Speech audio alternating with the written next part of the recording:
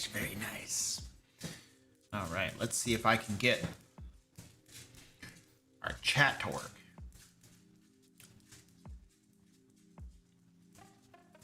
There we are. Hello, ladies and gentlemen. Welcome to the live stream. Who we got in the house tonight? Hope we have a moderator. Do we have a moderator? That's always a good question to ask. Might be free-forming it. There's no moderators. I don't know what that means. It would just be chaos. Absolute chaos. Simon Whitworth, what up, dude? How you doing? Israel, what up, man? How you doing? I wonder if we're gonna have a moderator. I have a channel in my Discord. I don't know. It might be fun. It might be fun. How you guys doing tonight? Simon, Israel, what's going on, dude? Israel, you're here like almost every stream, man. What's up, dude?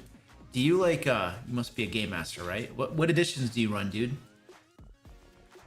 What games do you run, man? Alex, hello, what's up, dude? Subpsycho, what's up, man? Dordia, what up? It's 1 o'clock at night? You mean like in the morning? Dude, that's late. That's way past my bedtime. I get up at 4 a.m. So like 1 o'clock at night's crazy to me. Crazy. You're trying, Israel? Oh, you gotta do it, man. You gotta run some games, man. Well, you're in the right place. Regardless. Simon, you're from Scotland? Sweet. Sweet. All my dwarves speak with a Scottish accent that I'm sure I absolutely do a horrible job at. 100% guarantee. Horrible, horrible, horrible job.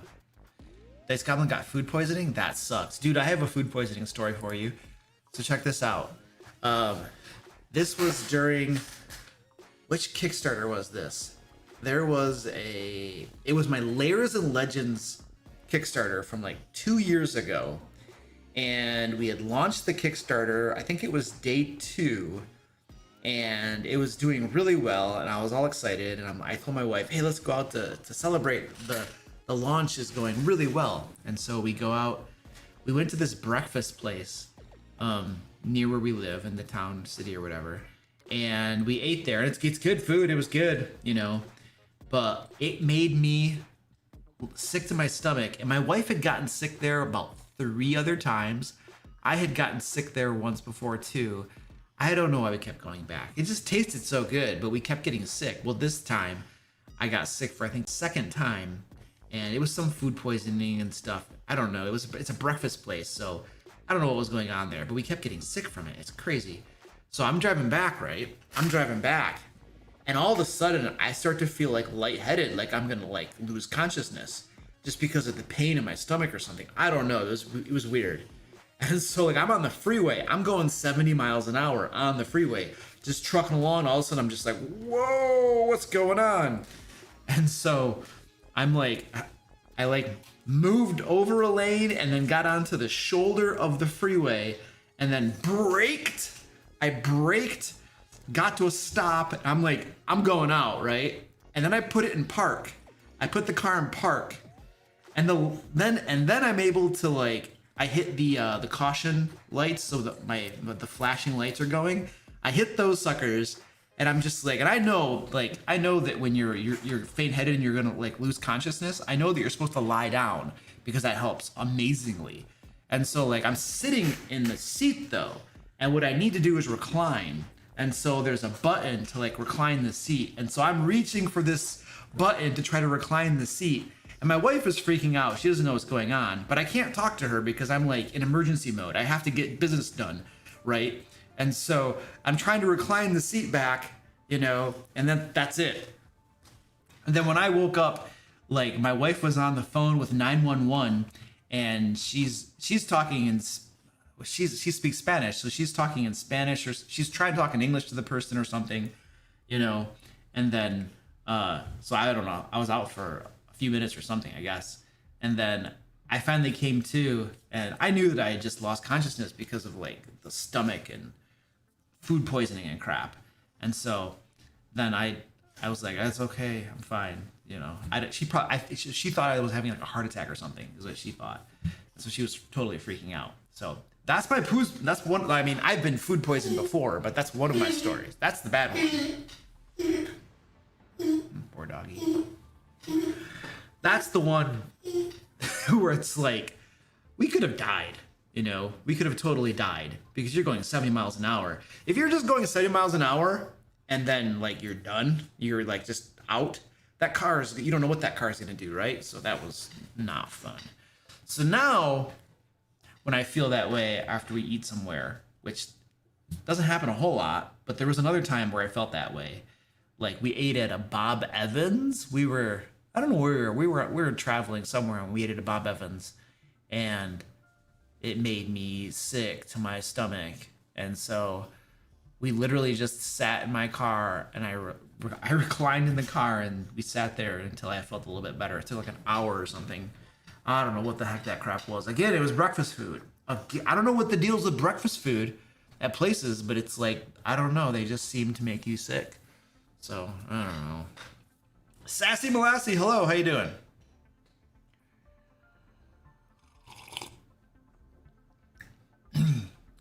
Doherty up, you slept for 2 hours this afternoon? Well, that's good. It's better than not sleeping at all, I suppose. Yeah. Yes, Mr. Everything. It was crazy. It was crazy.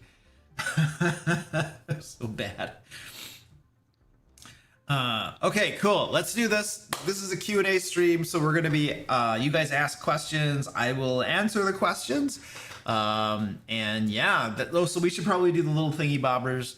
So, what are we doing? So, what am I talking about today? I have I'm supposed to talk about, I always forget the thing I'm supposed to talk about. Usually I write it down on a sticky note, but today I forgot. What is it? Let's see. I think we're doing, okay, there we go. Okay, so we have a giveaway going on. There should be a link down in the chat. I know Nightbot has been leaving the link to our giveaway, so you can click that and join our giveaway. We're giving away $50 DM Lair store credit. We have tons of books over there. You can get physical books. We have digital books. We have Foundry packs. We have our Kickstarter Layers and Legends over there. Secret Art of Game Mastery is over there. Whole bunch of cool stuff that you can use as game masters. Use either stuff in your games like adventures and stuff like that, or we just have Secret Art of Game Mastery just has tons of Game Master advice in it from my team. Like we have over a century of Game Master experience, and we took it all and put it in one book. Speaking of which, so that's this book right here. That's this book. Well, that's the slipcase. This is the book, The Secret Art of Game Mastery. Now, this thing right here, we now have this on Audible as well. So if you want to listen to your books, like I don't read. The only books I really read are I read fantasy novels. Right now I'm reading the Mistborn saga, Mistborn series by Brandon Sanderson. I'm reading that right now before I go to bed. I have physical books for those. I like to read those physical books before I go to bed. But almost all my other books that I listen to on Audible. Almost everything's on Audible, just audiobooks. I'm at the gym. I'm spreading mulch in my yard, which I have a massive pile of mulch right now in my driveway, and I've got to get that because we have tons of mulched areas in my house. So I'm slowly spreading that out, and I have my little earbud thingies in, and I listen to Audible books all the time, Audible constantly. And so Secret Art of Game Mastery is now on Audible. You can literally go to Audible and type in Secret Art of Game Mastery, and you're gonna find it. It's gonna pop up. I have verified. I've downloaded it. I have it, and I was like, oh, cool. This sounds awesome. So if you want it on Audible, you can get it. We also have physical books over on the DM Lair store, obviously, and we have PDFs available as well, which are super cool. And so this is the main book right here that has all of our Game Master advice and stuff in it. And then we have these are the companion books to it. The Secret Art of Preparation and the Secret Art of Note-Taking. This has a lot of the templates that I use when I'm preparing for my adventures, planning for my games, and keeping track of my games when they're in progress, like taking notes and stuff like that. So if you want to get the templates that we use, these come in binders. They're it's got special protection stuff around it so it doesn't get damaged. it's got comes in binders, so like, you know, you can flip these things, you can make copies of these if you need to replace them. But we literally made these long enough so that there's enough pages in here to last you an entire campaign level 1 to 20. And how many groups actually go from level 1 to 20, right? So it'll last you a long time. It usually takes me about 3 years to run a game from level 1 to 20, and that's playing every other week. So there's enough in here to last you a long time. But you can always make photocopies or print new ones from the PDF and stuff like that if you want or need to or whatever. So, but these are over there as well. And like getting a pile of stuff over here falling apart on me. We also have, now we don't have as many of these. These are getting low. But we have some of the leather, special edition leather covers as well. These guys here, I'll pull these out. So leather, obviously it's leather, and then it has this like foil embossing, so it's embossed, right? And it's got foil and crap. It looks really cool. And then all three of them are like that. I'm not gonna pull them all out right now. Maybe I'll pull them out later and stuff. But you can get those as well. These big bad boys, they're over there as well. And if you win the giveaway tonight, you could get these if you want as well. So there you go. And what else? We did the giveaway. We talked about Secret Art of Game Mastery. Dude, I swear there's something else I'm supposed to talk about.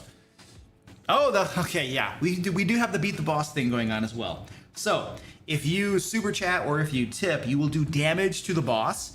And if you deliver the killing blow, then you will get your name displayed right up here at the top of the screen. So that is going on as well.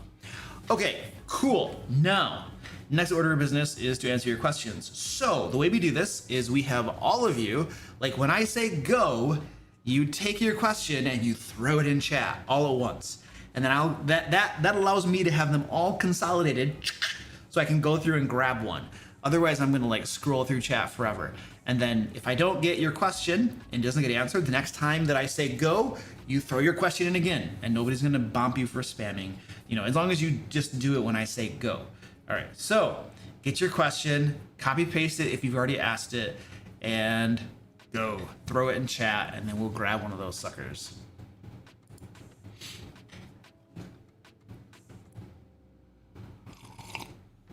Yeah, the books are really crazy high quality. Like when we work with like one of the best printers out there, I should say.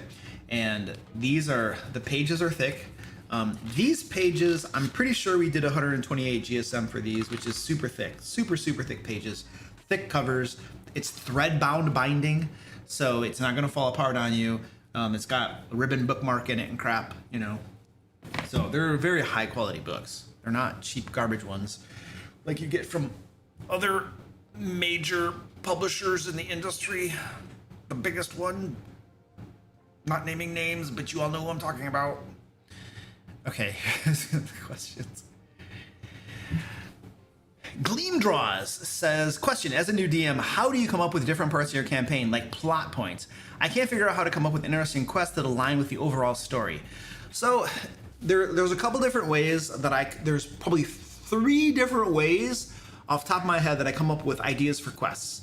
The first one is my main plot, my main storyline. And so basically I imagine who the end boss is going to be, right? Like, and then I start to think, well, this boss is going to be at level 12 or something. And what's he trying to do? What is he doing in the game world that's going to introduce conflict? And, you know, that's the basic idea. Okay, so we have a dragon who's trying to like get this super powerful artifact that is going to allow him to be immortal, right? Okay, cool. That's what he's trying to do. Now he's got to do a bunch of bad things to get this artifact, right? It can be locked away in some sort of vault or something, guarded by a demigod or something, and he's got to get this thing, right? Well, the dragon doesn't work by himself. He has lieutenants. He has underlings that work beneath him, and they're all lower level. All right. Well, those lower level underlings, well, those are the lieutenants that the players are going to have to confront from levels 3 to 12 or whatever it happens to be, right? And then I design adventures around those. And what do those adventures have to do with? Well, I have to think about my main idea, this dragon trying to get this artifact, and it's locked away in a vault. Okay, well, they have to find out where, so the dragon needs to find out where this mysterious vault is located. Okay, cool. So he's got people doing that. Well, the characters can confront those people and try to interfere with their plans. The characters might be finding out what the dragon is doing. And then once they find out where let's say the dragon finds out where the vault is or something, now he's got to get the key or whatever. And so he gets a key, right? And he's got to try to get the key and stuff. Maybe I don't know. So you just start thinking about that stuff, right? And those are the adventures. Those are the types of different adventures you can plan for your game group to go on. Now, the other type of adventure is, this is just creativity, right? This is just thinking and brainstorming, right? And thinking of cool things that would be awesome that you want to run adventures for, you know? And then the next thing you're gonna create adventures around, come on, is usually I try to take my players' characters' backstories. And what is your problem, dude? Like, you get up here all the time and all of a sudden you're like, oh, don't want to, yeah. I'll go through their backstories and see if there's adventures that they could go on. Like, one of my players once had a backstory where he was blamed for the death of his people in his village and stuff, and he was basically exiled. And so I wanted to do an adventure with that, and so I started working on something to do with that. And then the third thing, and this is a really, really good source of adventure ideas as well, is I call these future plot points. And when I take notes after my game sessions, by the way, that type of stuff is all in this book right here. The templates in this book, The Secret Art of Note Taking, help you track things like future plot points. And future plot points, that's what I call them. But what happens is during a game session, what happens is your players they'll do things, right? They'll make decisions and they'll take action and stuff. And there might be consequences down the road for the things that they do. Let's pretend that they defeated a major villain and this villain like somehow convinced them to let him go, you know, and then he's let go. Well, maybe they do something. Maybe he comes back and does something later, you know, or maybe maybe he actually has a change of heart and becomes a good guy, and that later on intersects with the players. Maybe the players don't get to a certain location on time for a certain reason, and then there are consequences for that. Like during my games, there's just a constant growing list of different things that my players have done or choices they've made that could have consequences in the game world. And I keep track of those different things. And then occasionally, right, I'll go in there and I'll be like, all right, what's in here that's spicy that'll be really cool, you know, that I can make an adventure about? And I'll be like, okay, that one right there. And then I'll start designing an adventure around that. Now, all of those future plot points don't get used. You know, you probably use like 20% of them or something, but that's another way you can get adventure ideas. And the details of what those adventure ideas are going to be are up to you and your creativity and your brain to help you think of what you could do, you know. So I will say that ChatGPT is a wonderful resource for brainstorming and trying to get ideas. You know, if you can throw some information in there, give it some prompts and stuff, and say, give me ideas for adventures, and it can spit crap out at you. And so it's a good resource for brainstorming, you know. Okay, cool. That was one question. Let's post more questions. Go throw your questions in again. Go. By the way, super chats always get prioritized. I will hit super chats first, of course. Fluffy bucket. He's just gonna sit here all day. The bucket. He's gonna bite me. He's biting me. He's jealous. He's jealous because I'm talking to all you guys. Have you ever done a Groundhog Day time loop one shot? I have not. How did it go? I have never done one. And do you have any recommendations, tips you could think of? I don't know. Just try it. Try it. But it feels like, so here's the thing. It feels like the only way to do a Groundhog Day time loop adventure is to design the adventure to be either they have to fail and then they have to try again and fail and try again and fail and try again, or you need to have, I'm just like, you know, brainstorming, thinking this through, or you have to have some sort of timer so that like they have to be super efficient and do things in the right order to get it done on time. Otherwise everything resets and then they got to try again. So I would implement that probably one of those two ways, but I feel like just guaranteeing failure would be very unsatisfactory, and I wouldn't do that. So I'd probably have to use a timer mechanism. And then the problem is that this is the sort of thing I mean, you could try and see how it goes for your table, but my gut tells me that this is the sort of thing that works great in a movie, because in a movie you can have montages and you can skip time, you know, when the person is doing the same thing over and over again to further progress the story. But in a game session, you can do that, but not as effectively, probably, especially not if you have a time loop with set times and stuff. So it seems like you're probably going to end up replaying certain content, possibly combats, over and over again. And I don't know how fun that would be at a game table. So, I mean, it's probably worth giving it a shot to see how it goes, but my instincts tell me that it probably would not work quite as well for a game, because you're going to be playing in real time things over and over again. So that is kind of my thought on that.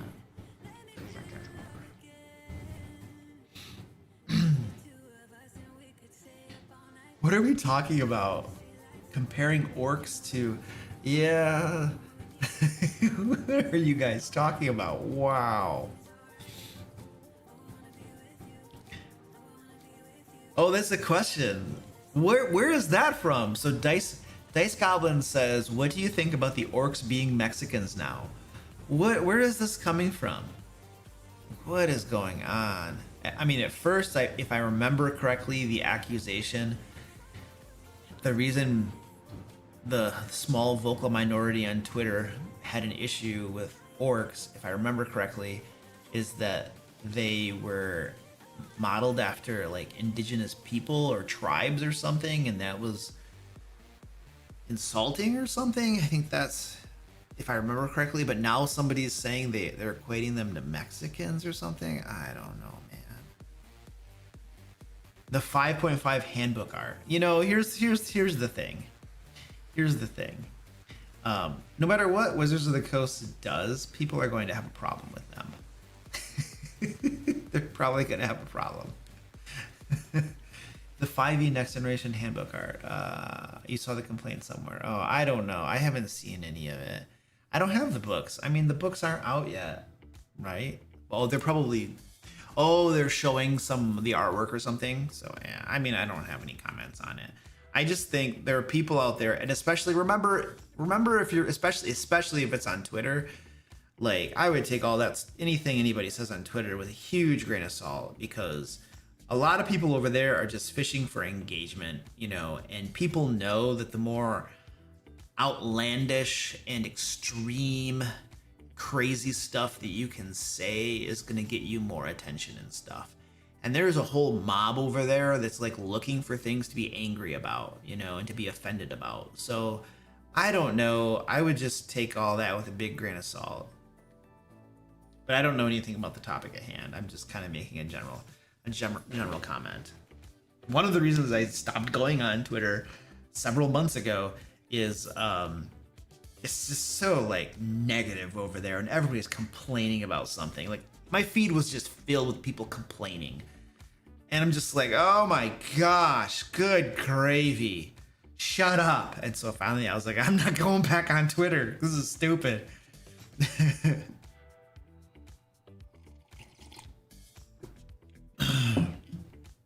Okay, another questions. Throw your questions in. Go.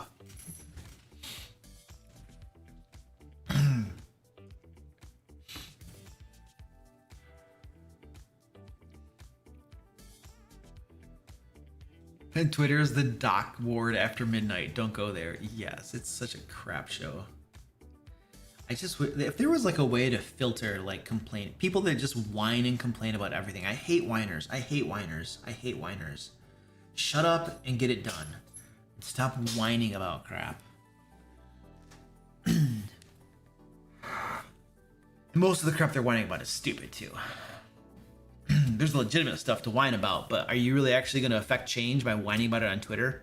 Well, you know, maybe you will, because there are certain companies that like seem to like make real decisions based upon what, you know, vocal minority on Twitter and social media has to say about things. So maybe they do. I don't know. Green 4 whiskey. That's funny, dude. Danny's in the house. Hello, Danny. What's up? How are you doing? She says, I dislike people enough without going on Twitter. No, thank you. Oh, but you don't dislike me. You like me. I know you do. Are you gonna go? Oh, you gotta go to Gen Con, Danny, so we can hang out. She's like, no, I'm not doing that. No, not doing it. it's like 100,000 people. No, I'm not going there. Cube Viru says, I don't want to pause my camping plot. You have a camping plot? Wow, dude. You gotta talk about your camping plot. What's that all about? In order to make it longer, but I also want my players to experience freedom. What kind of filler I can add between arcs at least? Well, I mean, you don't have to pause your campaign plot for your players to experience freedom. You can give them the choice of what they want to do. Like, there's no reason that your campaign plot has to be linear. You can have it be branches and they can follow one thing. You know, like there could be 5 different things that need to get done, right? But there's nothing that says necessarily, I mean, your campaign might have been designed that way, but if you can make it so that your players can kind of go to the ones that they want to in the order they want to or something, then you could give them this sense of freedom, you know? Or you can just stick in little side quests that are super short, like super short side quests that take up like 1 game session. You know, what I do for my Pathfinder 2 game, my Thieves Abound game, is I have a job board. And what this job board is the town is an adventuring hub. There are lots of adventurers there. And so you literally go to this one ward and there's a job board and it's got jobs and it lists them off, right? And so you can be like, okay, let's go do this job or let's go do that job. And so my players can always go pick a job if they want. And they have a main quest arc and there's a quest giver and he tells them what they need to do and stuff. My players will sometimes just go to the job board and grab something, you know, and a lot of those are super short and should not take too long. A lot of them take a game session or under and then just go and get them done, you know? And so you could do something like that if something like that makes sense. Or so I would try something like that. But I don't know. I mean, are your players crying for freedom? Are they not having fun doing the thing? Because, you know, lots of campaigns are linear and people still have tons of fun. As long as they have freedom over how they overcome the challenges in the adventure, and that's not railroaded, you know, then I don't think you need to worry too much about, oh no, I have a linear campaign. Most campaigns are linear. They are. If you run any module, any pre-made module, almost all of them are linear. And the ones that are like, we're a sandbox, like Curse of Strahd is often touted as a sandbox. Like, Curse of Strahd is a sandbox. No, it's not. And do you want to know why it's not? Because if at level 1, after you get through Death House, you're level 2. At level 2, if you are like, it's a sandbox, and you go to Castle Ravenloft, guess what happens? You're done. It's not actually a sandbox because all the different adventures in there are designed for specific levels. And if you don't go in the right order, things are going to be rough and you're probably going to maybe die. So it's not actually a sandbox. So there's nothing wrong with the linear adventure. It's okay. So I wouldn't worry too much about that. Ed, this is Squeaky. Squeaky, say hi to Ed. That's right. That's all you're going to get, Ed. He's going to look at you. That's about it. You want to say something to Ed? No? No, okay, sorry. Sorry, buddy. He's just kind of being that way today. What are you going to do? At least he's not biting me. That's all I care about. But I got some cats down here wanting. What do you want, little guy? You want some treats? You want some treats? I think we're going to give little guy some treats is what we're going to do. Oh, by the way, guys, do not forget that we have a giveaway going on tonight. You can win $50 in DM Lair store credit. There's a link down in the chat somewhere. And you just click that thing, put in some information, it's free. At the end of the live stream, I will draw a winner, and we'll get you some cool stuff. It'll be $50 DM Lair store credit, where we have cool books like The Secret Art of Game Mastery. This book right here has over a century of Game Master experience from my team, all distilled down into one book. We have lots of cool information in there to help you run your games. And the bigger books right here, these are templates. They're binders with templates and stuff in them that help you prepare for and run your games. So, and we're now on Audible. Secret Art of Game Mastery is on Audible as well. If you like to listen to your books on audio like I do, like probably 90% plus of my books are all on audio. And as I go to the gym, I'm working out, or I'm like spreading mulch in my yard or doing other chores around the house, I'm listening to audiobooks. So they're on Audible now. Little guys up here. You can just go to Audible and literally just search for The Secret Art of Game Mastery, and you will find it on Audible. It's really, really easy. All right, buddy. This guy's like, can I get some snack? You want some snack? We got to give these guys some treats. Also, don't forget, we have the Beat the Boss thing going on up here, right over here. All of your tips and all of your super chats will deal damage to the boss. I am currently the boss. I have my name up there because, I don't know, I'm just the boss. I started off with the boss. But if you kill me by delivering the killing blow through tips and super chats, then you can get your name up there at the top of the screen. And then you can be better than everybody else. Like little guy. Well, you're not better than little guy. Little guy's, he's little guy. What are you gonna do? Okay, I'm gonna give these guys some treats. But please throw your questions in the chat. Go throw your questions in the chat and I will pick one out. All right, let's get some treats.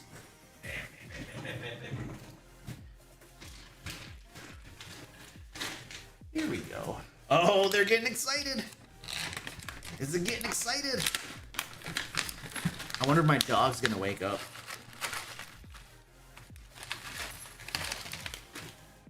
Oh, look at this. Look at this. Oh, I gotta go to the right camera. You gotta go to the cat cam.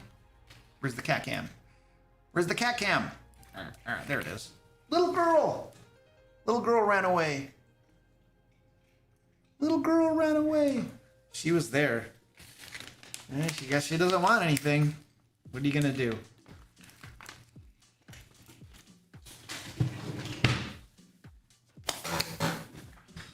There we go.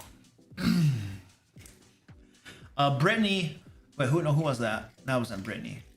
Dordia, is there any way to get DM Lair physical books outside of the US?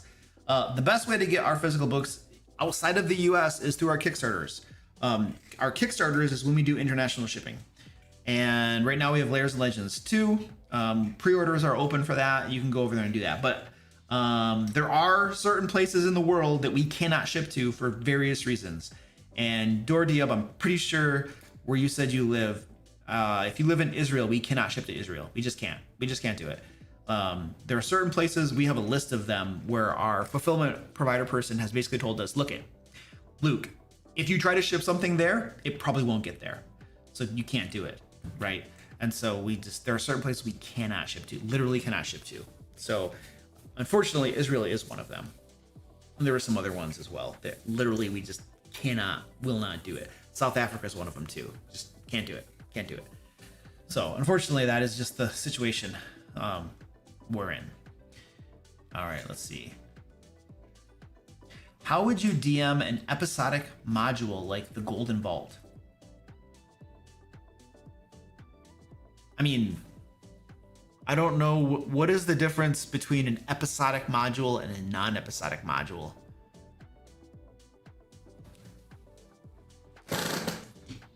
Like, when I think of an adventure module, I see each individual adventure as an episode.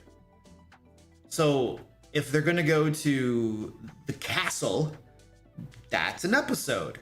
When they go to this dungeon over here, that's an episode.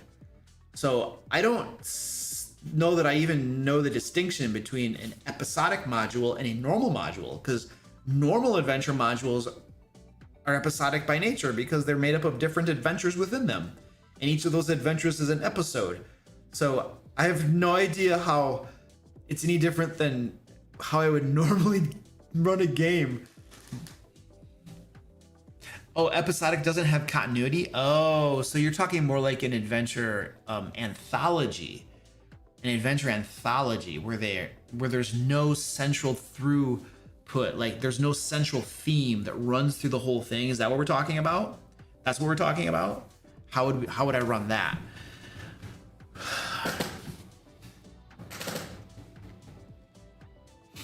Well, the first thing that you are probably going to have to overcome is, well, I don't know. I'm thinking about player motivation. How do you get players to be motivated to go do a thing? Well, probably the same ways you would with when you do have a central campaign arc, right? So that's probably not that big of an issue.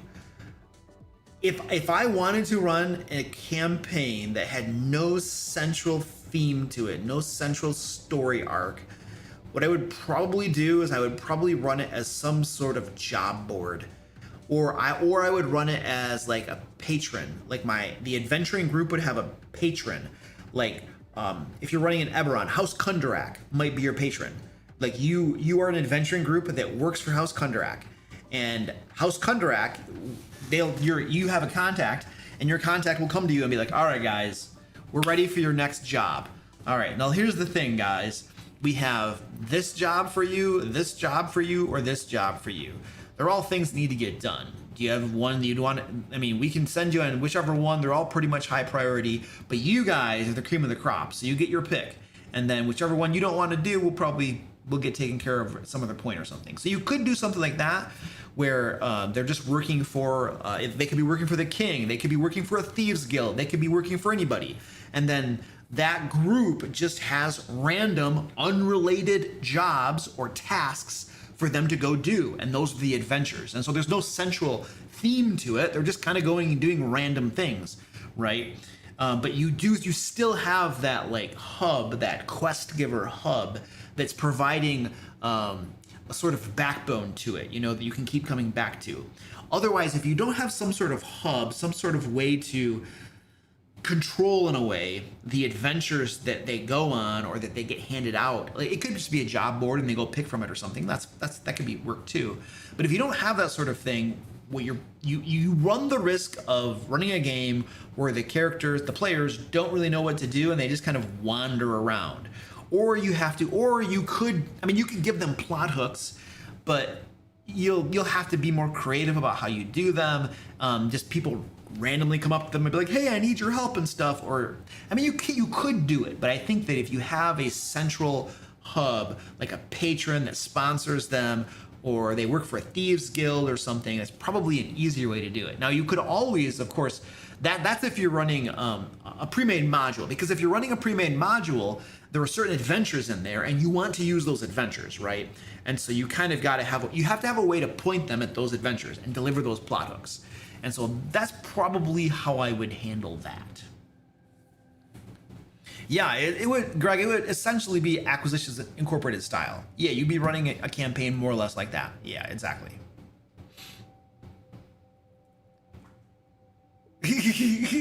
Danny says, Luke, why do you have to go to the one con that is literally right as I'm moving and drained of all my monies? Oh, I'm sorry. That's not my fault.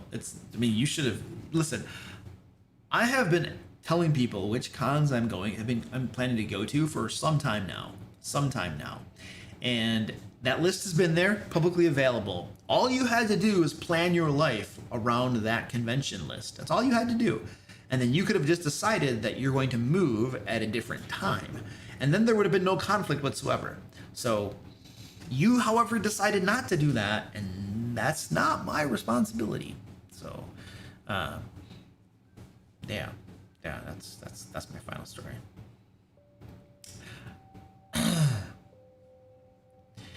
Dave says, I was in the Kickstarter for Loot and Lore 2 and Lairs and Legends 2. Very cool. By the way, you are the big reason I got in on DC20. I saw you and Will and Bob talking good about it.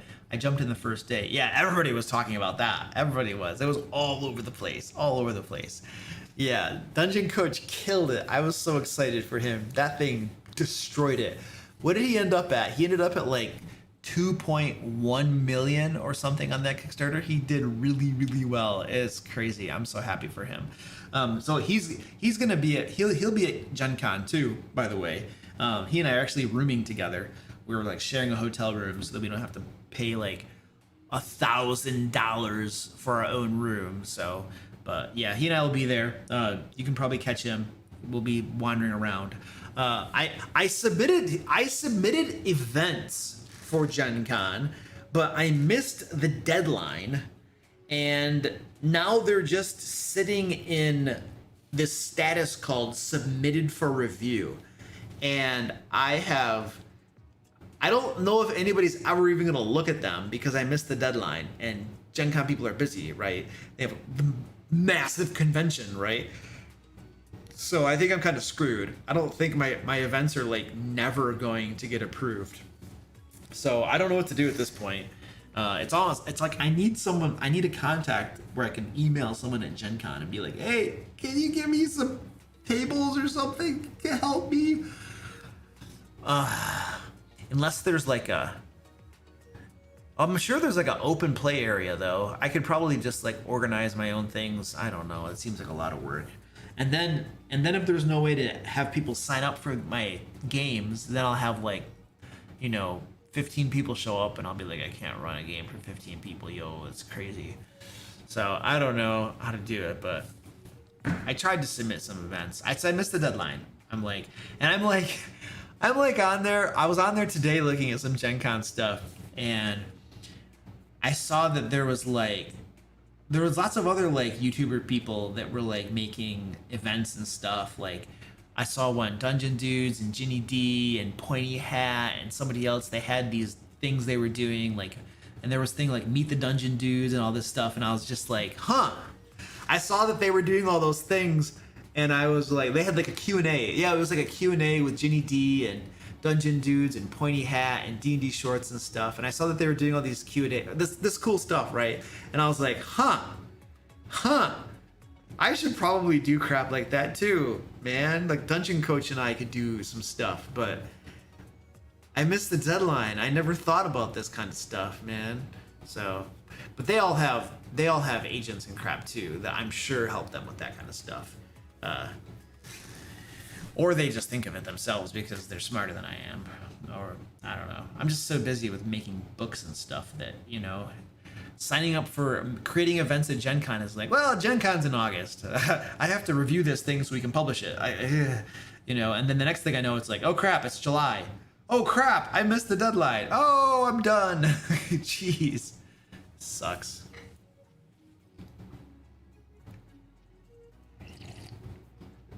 There is no human resources works for the company. Like human resources, most folks should know this. Human resources does not exist to help employees. Human resources is there for the company. They're to protect the company. They're to, lower liability for the company. So like as an employee going to human resources to talk to a human resource person is probably not going to help. That's probably going to be bad usually. So that wouldn't even really help. It wouldn't even help. Yeah. Well, I mean, yeah, I know who. So there's this one agency and this one guy in particular who's pretty much scooping up a lot of the D&D YouTubers. He represents Ginny D. He represents Pointy Hat. He represents D&D Shorts. He represents Dungeon Dad. I think that's his name. I think that's what he goes by. So he represents like a lot of those people. So I know for a fact. Now, Dungeon Dudes, I don't know. I know they work with who's their publisher? What's the company that publishes all their books?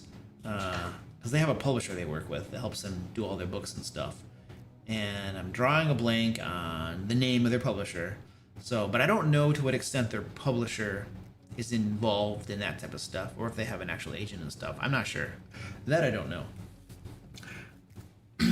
Okay, sweet. Let's throw some more questions in the chat, please. Go. Throw your questions. Ghostfire Gaming. Yes, that's it. Ghostfire Gaming. Thank you.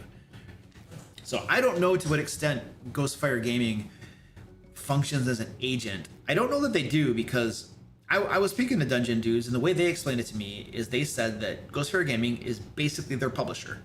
So like they do the writing, and then Ghostfire Gaming handles the publishing of it, and probably to some extent marketing, all that kind of stuff as well. So Are you planning to move your content to MCDM RPG 2? I really think Matt and you can get along well. Well, Matt doesn't talk to anybody that I know of. he's like on an island, uh, so I don't know if we would get along or not. So the thing with moving content to different game systems is it's insanely cost intensive. It's insanely cost intensive. Like we started out doing 5th edition, and then we moved to we started putting our stuff in Pathfinder 2, and lots of effort. You have no idea how much effort it is to convert something to a different game system. You have to pay more people to do the conversions and stuff, and then layout. You got to do layout twice. Lots of time, lots of effort, edited reviews. There's significant effort in creating stuff for a new game system, right? And then of course, you know, you have to learn the other game system and try to learn it well so that your conversions don't suck, you know. And so there's tons of effort involved in that, tons and tons of effort. So right now we have zero intentions of us converting our stuff to additional game system. It's just a crazy amount. Remember, we're like a 2-person team. It's me and my guy Zach. So like he's my full-time employee. He and I are like the full-timers, right? And then we have tons of contract workers as well that do work for us. But they do very specialized things, like he writes or he converts. We have a couple guys that literally they convert stuff from 5th edition to Pathfinder 2. And then we have guys that do layout in our PDFs and other people that do editing. So we have lots of contractors that work for us, but there's tons of work involved in taking your content and putting it in different game systems. So yeah, that's after taking on and doing Pathfinder 2, like having our workload go up as much as it has, it's like, oh my gosh, I don't want to do that again. Oh, so at this time we have no plans to do that for different game systems. Even game systems where I'm really excited about it. Like I think DC-20 is amazing. I think it's tons of fun, and I think people are gonna love it. And well, people are loving it. I mean, the betas and crap are already out, and people have been playing it, and they're having tons of fun with it. You know, so I know that it's an amazing game system, and so, but it's like, as a business, I can only commit to so much. Even though that is really cool, it's like, yeah, but geez, man, you know, there's only so much I can do. It's opportunity cost. You know, everything you decide to do, when you say yes to one thing, you say no to 10 other things. You know, and so it's like you can only do so much. Otherwise, you lose your mind, or you start failing and you start producing bad quality in the things that you do. You know, it's the triangle. You know, you guys are familiar with the triangle, right? So you have quality, you have time, and then you have scope, right? That's a triangle. So if you increase your scope, if you increase the scope of what you do, that leg gets longer. Well, one of the other legs has to get shorter, right? You have like either quality or time. Either you take longer to do it or you reduce the quality. Now, of course, you can make a bigger triangle by like hiring more people and stuff like that. You know, and just getting the mechanism bigger and bigger. So that is a way to do that sort of thing. But I don't know that I want to do that. I don't know. I don't know that I want to make my life more complex like that. You know, like that's just kind of crazy. I kind of just want to, you know, kind of do what I'm doing now almost. You know, instead of the added complexity of doing more crap. Except that. Right now, we are planning on creating basically a board game. So this is what we're planning on doing. This is not set in stone, but Zach and I are thinking of, for our next Kickstarter, creating a board game. And this is what we want to do. We want to create, and I'm sure that there are variations and iterations of this already out there. I know that there are, but what we want to do is we want to create a board game that feels like you're playing. So it's like you're playing D&D, but with cards and dice, but it's like a party game. So it's not a board game that you would play a long campaign with. It's a board game, and I call it board game, but there might not even be a board. There might be, I don't know. But it's a game that you would take to a group of friends that don't even play D&D maybe, and you explain the rules to them very fast, and you can all play. And there's no game master, you're all players. And so you can, it's like a lot of times, like you'll have friends that'll ask you like, oh man, can you run a D&D game for us or something? And they've never played before. And you're just like, oh geez, man, that's crazy, you know. But you can, if you could pull out a board game that essentially emulates playing D&D, you know, you're going on little quests or something. There are monsters you fight, you get loot and stuff like this, you know, and you have dice that you're rolling.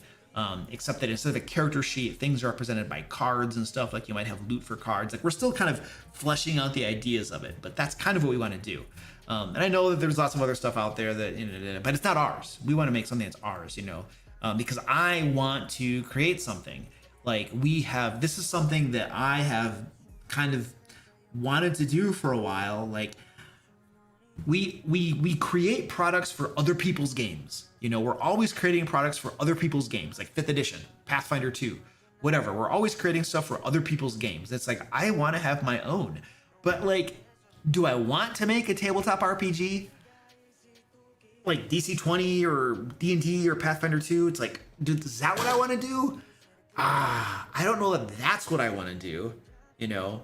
And so then we're like, but we could do something different, you know, and make this little board game where it's kind of like, then we'll be able to create something that's our own, something that we like, you know, and that could be really cool. And so right now that's what we're beginning to work on. And we're still in the ideation phase and brainstorming and stuff like that. But that's what we're planning on doing. So that will be probably, I mean, you know, we're hoping that we can do that. Like we'll start getting some, I mean, at some point, once we start going down this path, we will be releasing some of this, the early alphas and stuff for like playtesting and stuff to people, probably to my patrons or something. More than likely it'll be available to my patrons for playtesting. And they can start kind of playtesting that stuff. And then we'll probably have a Kickstarter next year, probably around April or something, I would imagine, or something. So Lair Quest. Oh, that's a cool name. I love Zombicide. By the way, I love Zombicide. Oh, I could play Zombicide all day long. Oh, that is such a beautiful little dice chucker game. Oh, I love that game. But yeah, I love Zombicide. So Lair Quest, that sounds really cool. I like that. So anyway, that's what we're kind of planning on doing right now. I'll be talking about it more and stuff. And like I said, my patrons will get, probably will get, I don't want to promise it, you know, because we're still kind of figuring things out. But more than likely, once we start actually have like quasi-workable iterations of it, we'll start to send those to patrons so that people can start toying and playing with it, you know, because you got to play test and get feedback on that crap. And we'll probably use my patrons for that, I would imagine. That seems like the best place to do that, you know. So that's what we're planning on doing. Like Zach and I are going to be at Gen Con, and we're like going to all of the board game seminars that we could find and stuff like that so we can learn about it. We're reaching out and getting information on manufacturers and contacts and people that can actually make the type of stuff that we need to make, you know. So that's kind of what we're thinking. So it'll be fun. It'll be interesting. The other thing that Zach and I were talking about too is like we can make books in our sleep at this point. You know, it's like it's just kind of like boring. You know, it's just like, oh, writing another book, making another book. I mean, books sell and you can make money with them, but it's not challenging anymore. It's just kind of like we're gonna fall asleep doing book after book after book. We need to do something different, something new, something that's fun, something that's challenging, so we can learn some new stuff, you know. And I also want to. So when you look at a lot of these tabletop RPGs that are out there, you know, the pen and paper ones, like it's really made for like a niche group of people, you know. But I want to make something that can be a little bit, have a wider audience, you know, like you can take this to a party, you can take this to a get together with friends and people can play it together. And you're kind of playing D&D or a tabletop, or you're playing like a fantasy role-playing game, but with cards and dice, not like character sheets and stuff. And it takes like a couple hours to play as opposed to like 4 hours or years to play, you know? So, but I want to make it like within the reach of more people to play it and experience it and have fun, you know. That's kind of like my idea for it. So Anyway. Okay, cool. Yeah. I mean, you just biting me, huh? Oh, we have a big super chat. Oh, I gotta look at this. Super chat. Steven Saul. What up, dude? Thank you, man, for the massive $100 super chat. Look at that. And he's got his name up here, too. He's got his name right there. Woo. Good job, man. You killed that boss. Now you're the boss. Steven says, this is a thank you for your books. They are awesome to throw into break the monotony. Do you believe the new D&D to actually be backwards compatible? So you're very welcome. I'm happy to provide books that help you out, man. So I was skeptical about D&D, the new D&D being backwards compatible, but I was talking to my friend Joe, who plays, he's in my Pathfinder 2 group, Thieves Abound. And I was talking to Joe, and he's been using the new playtest content, and he was like, yeah, they should work. Like he was like, yeah, they're pretty much, they'll work. It's the same thing. So he was telling me that he's pretty confident everything will be pretty solid as far as backwards compatible. That's what he was saying. And Joe is incredibly intelligent, analytical person. He is a consultant in AI. Okay, so he's like mathematical, analytical genius. All right, and he's a software developer and stuff, and so he's a smart dude. So if he's been goofing around with the playtest material for the new edition coming out, and he tells me it's pretty much the same thing, it's backwards compatible, I tend to believe him. I think he knows what he's talking about. So that's my thoughts on that.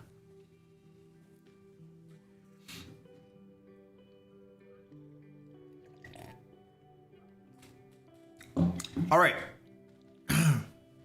Leave your leave your questions in chat. Throw your questions in chat, and I'll pull some more out. So if I didn't ask your question, because I'm getting so many questions, it's hard to answer them all. I do the best I can though.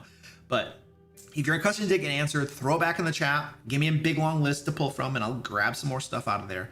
And as a reminder, super chats get prioritized. I'll get to those questions just as soon as I finish up my current train of thought and stuff. I did see one thing up here. Somebody said, did you have any thoughts about Taking 20 and Icarus Games videos about them leaving PF2 and going back to 5th edition? So Taking 20 did his video like years ago, like a long time ago, and he made some accusations against Pathfinder 2 gameplay and stuff that were not really well founded in my opinion. Yeah, that's what I think about that.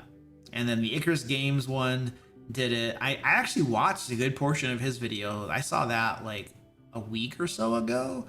I don't really remember what he was saying though. I don't have a good memory unless I'm trying to remember something. So I don't really know what he was saying about it. But the fact remains that not every game system is going to be for everybody. Like you might have tons of fun with Pathfinder 2, somebody else might not. You might love Shadow Dark because it's lightweight and stuff, and somebody else might not like that. Somebody else might want the crunch, you know? So every game system is not for everyone, and you're going to find that some suit your fancy and others don't, and that's just the way that it's going to be, you know?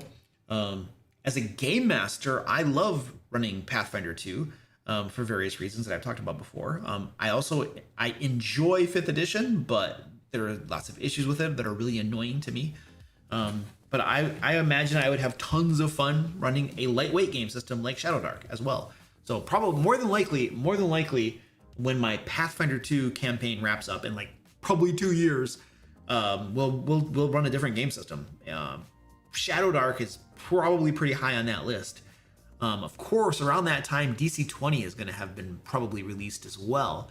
So I don't know. We'll have to make a decision on what to run at that point.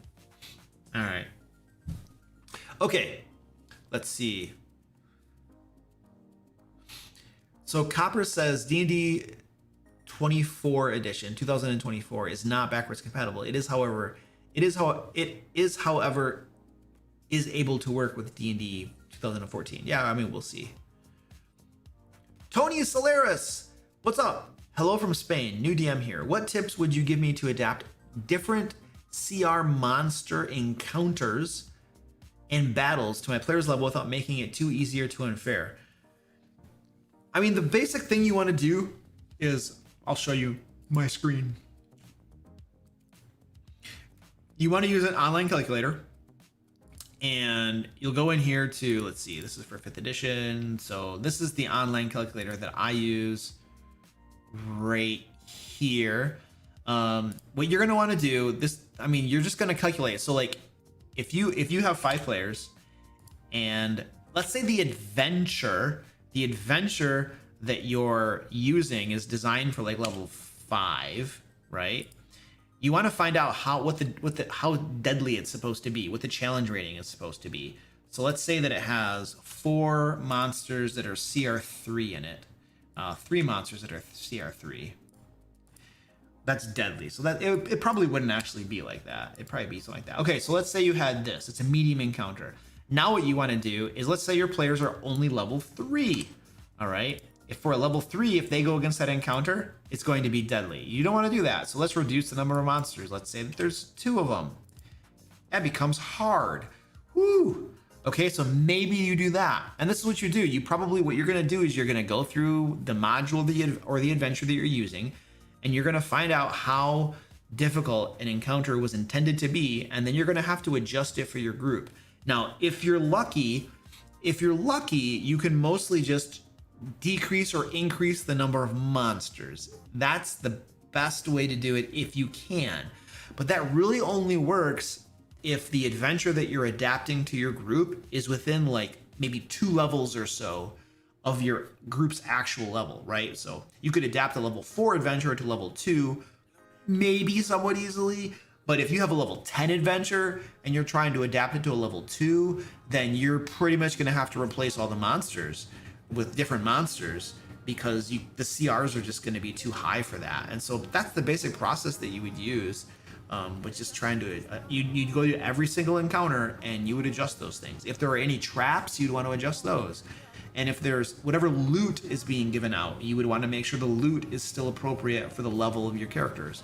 And so you might have to adjust some of that. But that's basically what you would do. That's how I would go about doing it. And it's not going to be perfect, right? But it actually won't take that long. It's not that onerous. Now, I say that as someone who has lots of experience. So for me, I know that it's not that big of a deal. But right, it might take a little bit longer getting some used to if you're a little bit newer at it, you know. But it's not too bad. But again, if you start with an adventure that's way different level than your players are, well, then that's a lot harder to do, and you're going to be doing a lot more work than just changing the numbers of monsters and stuff. Which is if you can do it that way, it's the easiest way to do it.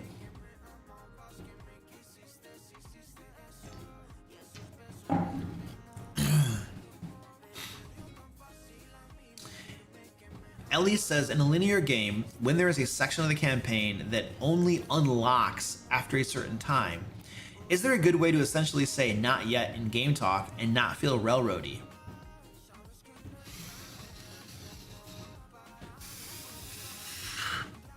I mean, there needs to be an in-world reason for that part of the campaign to be inaccessible.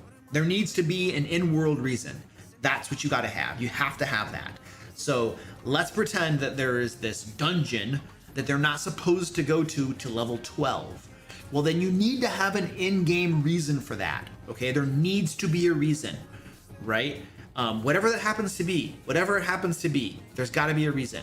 Oh, there's a puzzle on it that requires 5 keys or 5 orbs, and you have to go find these orbs first. Okay, and then we're getting the MacGuffin, and then we can unlock the door to the dungeon, and then we can finally go in there. And you just make sure that they can't find those orbs until roughly when they're supposed to go to that thing.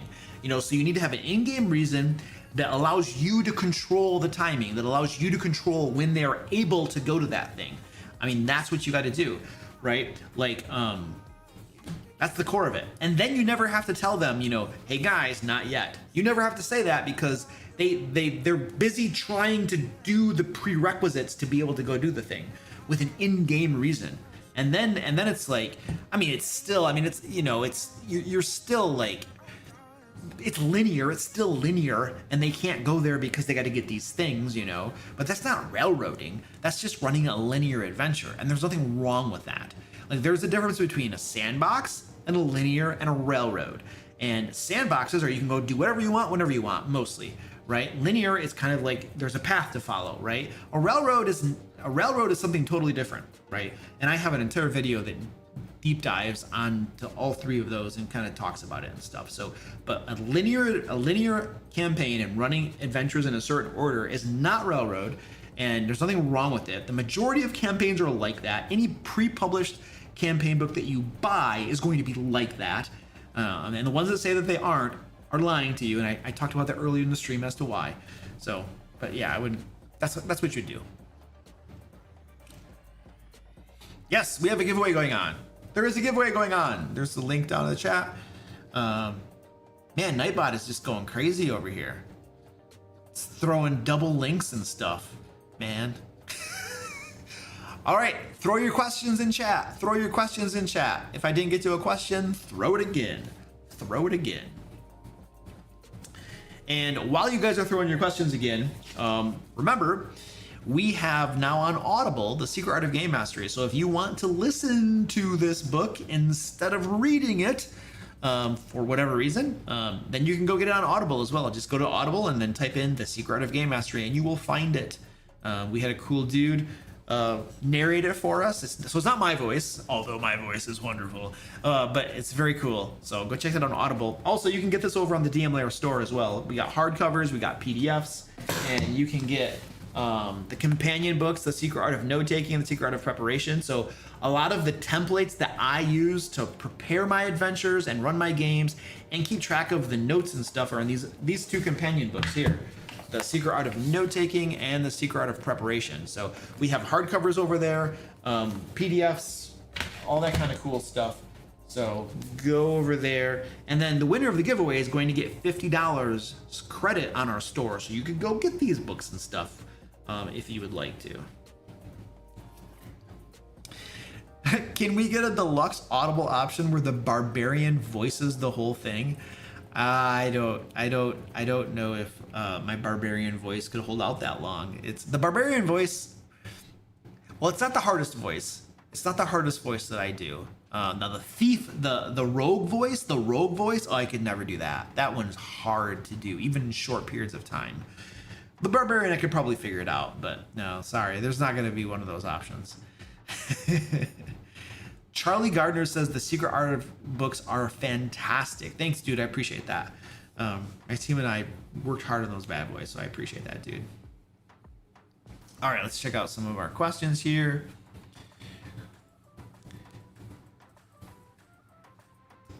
How do you make a railroad adventure look like a linear adventure? Don't make a railroad adventure. Never make railroads, period. Just make a linear adventure to begin with. That's how you would do that. Or if you got a pre-published railroad or something, then unrailroad it and make it not a railroad. What I would say.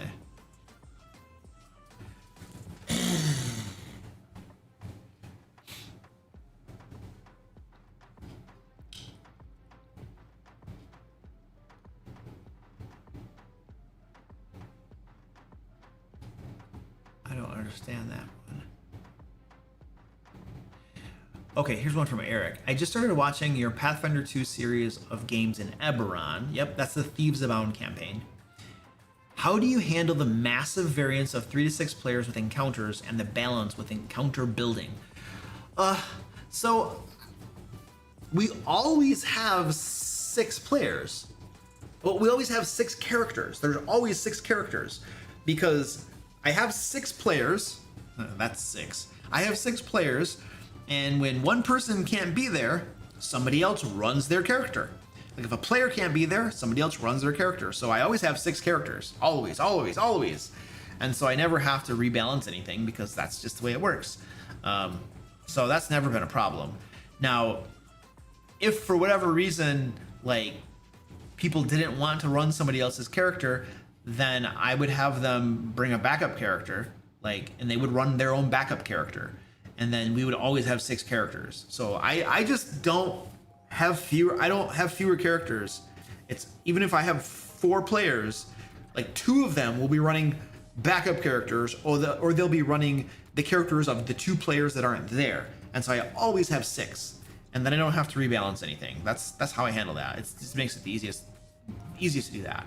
I don't. Otherwise, you're in the situation, because the math is really tight in Pathfinder 2.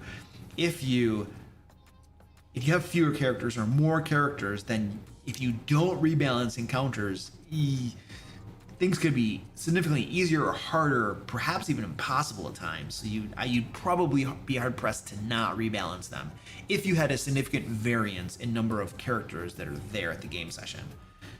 So that's how I do it. It makes my life easy.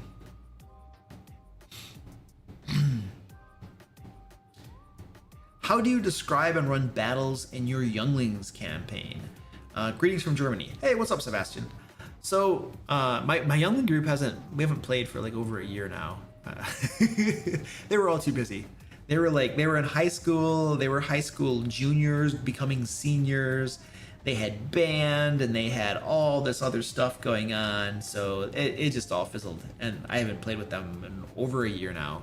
So, but when I was playing with them, how do you describe and run battles? The same way that I would with adults. I wouldn't really do anything differently. There was no real difference. I started playing with them when they were all about maybe 13 or so years old. So they were mature enough that I didn't have to do anything differently. It was all the same. It was all the same. If I were running games for younger players, like 5, 7 years old, like super young, then I would do things a lot differently. And I have an entire video that I put out not too long ago that talks about running D&D for really young players. So you can go take a look at that if you'd like. But for these guys, I just did everything. Everything was the same. I didn't really make any changes at all to how I run my games. It was just standard fare for me.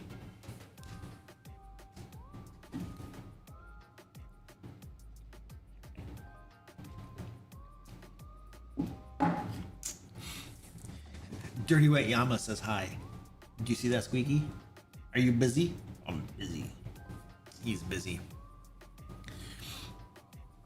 All right. Let's throw the questions in chat. Throw some more questions in there, and I will grab one.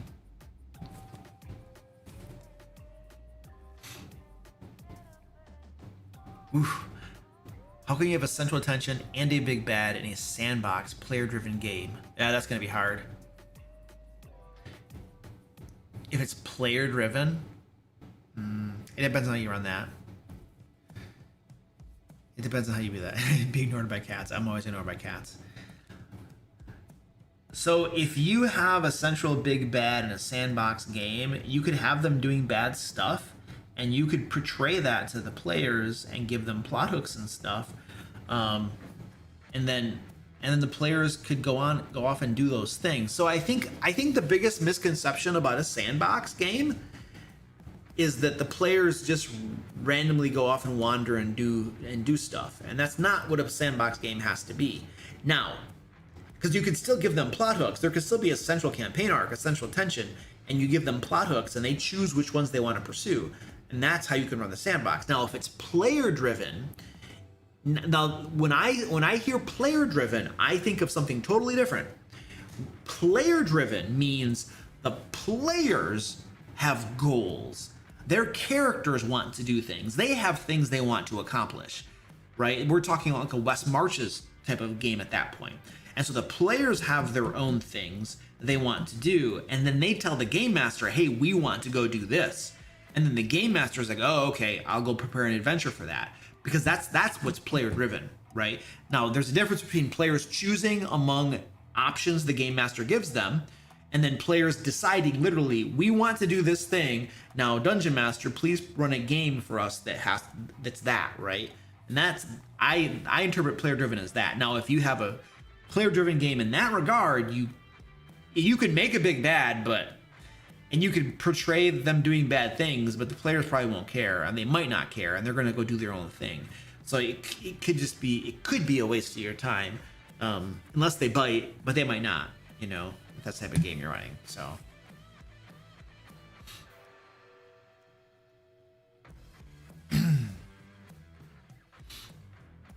Green for Whiskey says graphic depictions of gore and painful, violent screams to punctuate the rivers of blood flowing around the little adventurer's ankles. I mean, I'm probably not as graphic with younger kids than I am with adults. But, dude, these kids, come on, man. They're playing video games and stuff like that. They're watching TV. They see this stuff, you know? They see it. Describing it usually isn't as bad as seeing it. But I don't know. What do I know? Jane Atlanta says, do you have suggestions for speeding up combats above 5th level? Long campaign of mine is having very long combats, even with high stakes and challenge. Dude, I got nothing. I got nothing, man. I have run 3 campaigns now in D&D 5th edition that have gone to the higher levels. And high level combat is a slog in D&D 5th edition. It could be one of the reasons why campaigns don't go that long, because combat starts to take forever. But no, I have nothing. It just takes a long time. It takes a long time. This happened recently in my patron game, my Ancient Dragon patron game. High level battles. They were level 20 for a while. We went all cat hair. They went all the way up to level 20, and yeah, combat took forever. It took forever. And then my other games were like that. The only way, I mean, if you want to make the combat take less time, and we're precluding homebrewing the crap out of it, right? Then if you're gonna stick with the base game and not homebrew a bunch of stuff, then the way to make combat take less time would be to change all of your monsters. And the way that you would change your monsters is you would reduce their hit points and you would increase their damage output. That's how you make battles faster. That's how you make battles faster. Because monsters die quicker, but they deal more damage to players' characters, right? That's the way you would speed up combats. But that requires you to go through every stat block that you're going to use and then modify them in that way and adjust the challenge rating for them. And there's not a simple, easy way to do that. Like, you could just say, oh, I'm going to cut the hit points in half and double the damage. That might work. I don't know. I've not actually done the calculations on that to see if that works. Who knows? That might actually be a quick rule of thumb that you could use. But ultimately, if you want to speed them up, the trick is reduce hit points and increase damage output. Because then you still, if you do it in the proper way, you still have a creature that's just as powerful, the same challenge rating, but it doesn't live as long. It dies faster. And when they die faster, the combats are shorter, you know, and they're dealing more damage. So they're like, oh man, the players are getting pounded. And it's like, ah, but then monster dies faster. So that's the way you would do that. That's the way you would do that.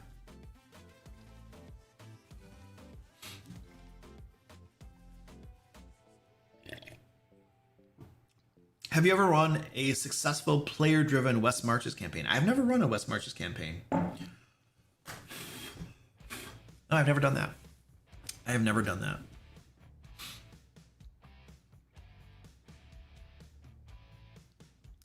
Dirty White Llama says, depending on the age, they probably have more fun describing rivers of gore than many adults. Yeah, that's probably true. Especially the boys. The boys just wanted to kill everything. Just everything they wanted to kill. There were 2 boys and 2 girls. And the boys wanted to kill everything. And the girls, like, they wanted to... I mean, they were okay with combat, but they wanted to talk and negotiate with everything. You know, there was this one combat where they all TPK'd, but the girls were trying to make a deal with the bad guy and convince them not to fight. And even after the battle began, because their ploy did not work, even after the battle began and the bad guy was throwing nasty spells at them and there were other minions attacking them, the 2 girls still were not fighting. And they were continuing to try to convince the bad guy to not fight them and to make a deal. And that alone, that decision alone is probably what started the path down to the TPK. There were a couple rounds that went by where they didn't fight and the bad guy was getting the upper hand very quickly. And the 2 boys were like, you gotta fight him, come on. you gotta fight him. You're not doing anything to help us. And they're right. The girls weren't, because they were too concerned with talking and making a deal. And so the boys were like, and finally the two boys were like, we're getting out of here. And they both started to run away. They literally left the two girls, and one of the girls' characters died, and the other one, I think the big bad took her prisoner or something. She was defeated. And then the big bad had Dimension Door, though, and so it was a spellcaster. And then the two boys were like running out of the dungeon, right? Running out of the dungeon, and then the big bad like teleports Dimension Doors right in front of them. And then I think he had like a cone of cold or something. He could do something crazy. It was like, and then they were like, oh crap, he cut us off, and then they were dead, and there was a TPK. Yeah, so when stuff starts to go down, you gotta fight. When fighting's time, you know. So they had, I think we had a couple TPKs. I think my younglings group died TPK'd like a couple times, and then there were character deaths frequently. Well, most of the players their characters didn't die that often, but there was one guy,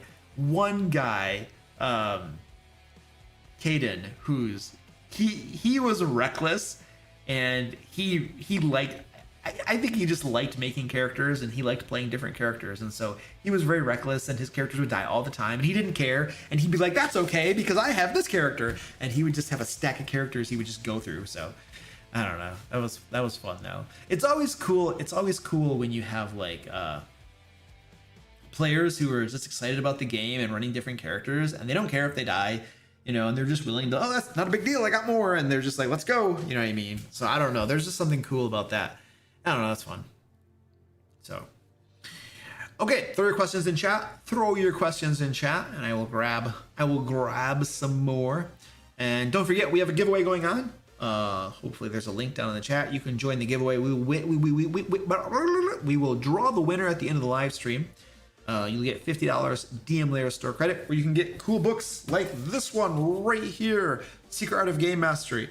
Basically, my team and I, we had over like a century of experience combined as game masters, and we took our knowledge, our expertise and stuff, and we boiled it down into this book right here. There's lots of cool stuff in here, like how to create adventures, how to design maps, different things to consider, like having there be multiple entrances, you know, and stuff like that. Just basic things that are really important and can make big differences in having cool adventures and stuff. And then practical advice as well.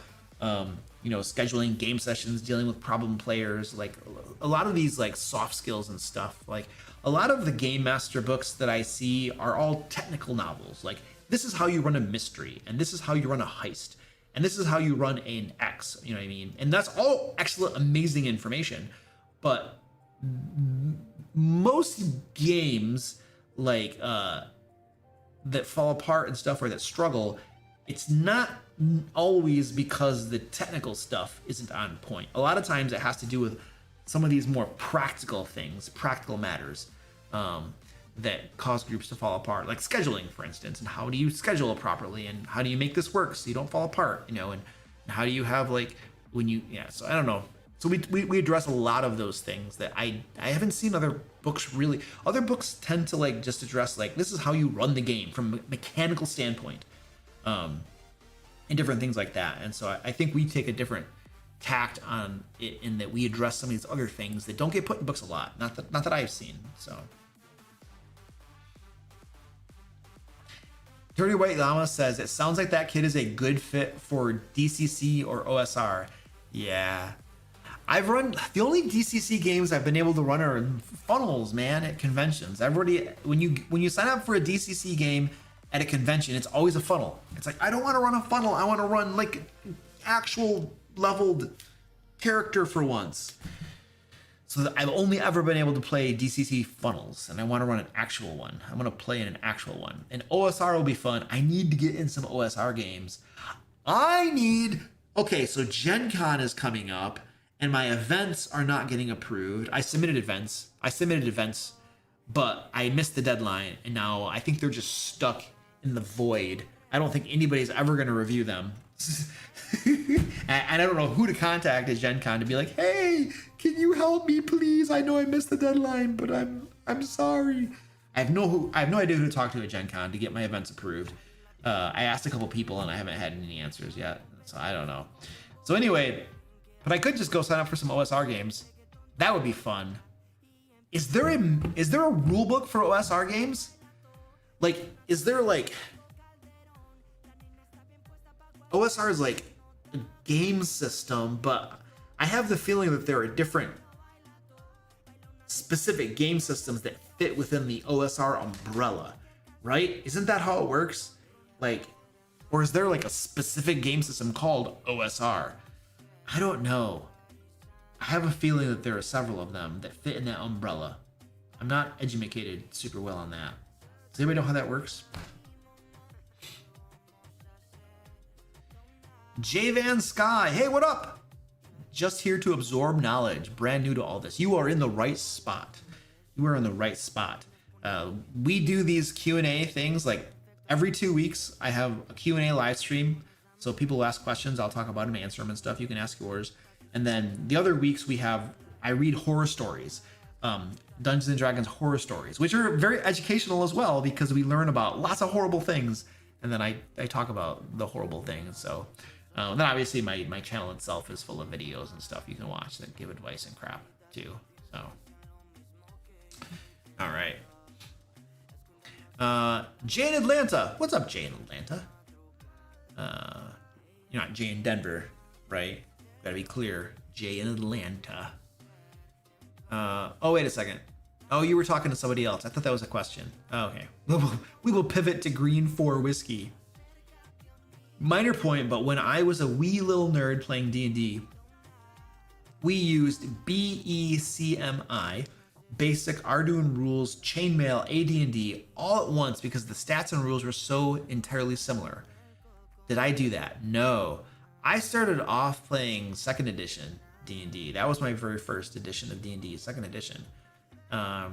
And I've played the earlier editions before at conventions and stuff, but I can't really keep them straight. I just know that there was one we played it. You made your character on an index card. That was cool. I thought that was cool. I think that was like first or the original or something. I don't know. It was cool though. I have the book too, so it's fun. I liked it. Jenna says, I'm a new DM. I have a player who used to be a DM. They keep trying to run the game and change the story and complain about any creatures I have them fight. Do you have any advice on what I could do? Yeah, you need to get them on your side. So what would I do?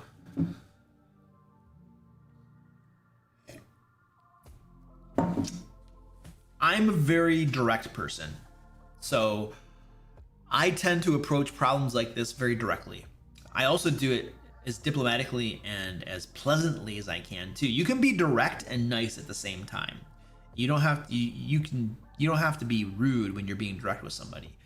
But I would talk to the person. I would probably talk to them in private and in person. Like, don't do it over messaging. All context and body language and tone of voice and everything is lost in written language. Do not send them a text. Do not write them a Discord message. Do not write them an email. This is the sort of thing that needs to be talked about in person, live, even over a phone is better because then you can hear tone of voice and inflection and crap, you know, but this is the type of thing you got to do. So, I would say, listen, you know, hey, you know, dude, like, you know, I'm a new game master and you're an experienced game master, you know, and you know so much and like, I'm still learning all of this stuff.